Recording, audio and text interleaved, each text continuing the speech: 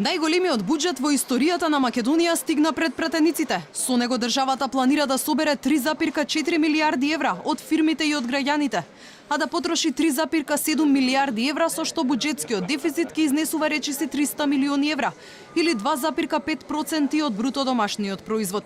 Јавниот долг во кој влегуваат и позајмиците од јавните предпријатија и други институции треба да расте уште повеќе од државниот, да се зголеми за 600 милиони евра и да надмине 54% од бруто домашниот производ. Сепак, најголема промена е воведувањето прогресивен данок од следната година, на што опозицијата бурно реагираше. Значи,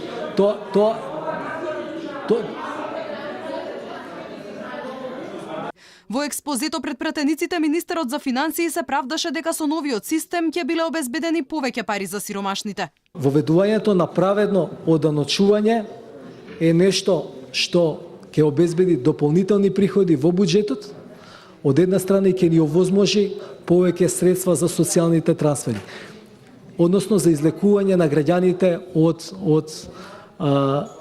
кои што се во ризик од линија на сиромаштија. Тука веројатно ќе имаме и поголема дебата за ова прашање кога ќе дојде законот во процедура, но вие ако се противите на воведување на праведно оданочување, практично се ставате на страната на тие кои што имаат убедливо највисок доход.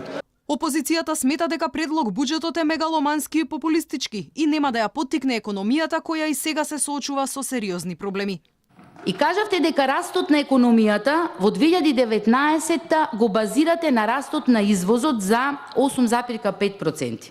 Чесно е да кажете дека тоа е благодарение на тие странски директни инвестиции во технолошко-индустријските развојни зони, таму каде што се направени најголемите вработувања, каде ја поттикнува и потрошувачката, каде се проекти кои ги почна ВМРО-ДПМН и на тоа останавте.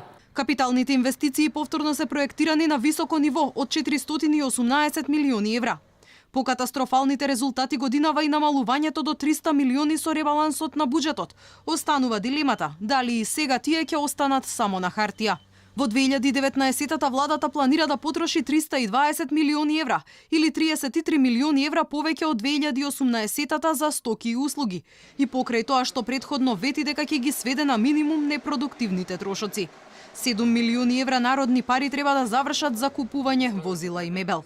За пензии треба да се потрошат рекордни 917 милиони евра, од кои 457 милиони се директен трансфер од буџетот. Нешто повеќе, или 460 милиони евра треба да чинат платите за административците до година. Буџетот за следната година е скроен врз основа на проекции за раст од 3,2%, исто како и годинава. Инфлацијата треба да изнесува 2%.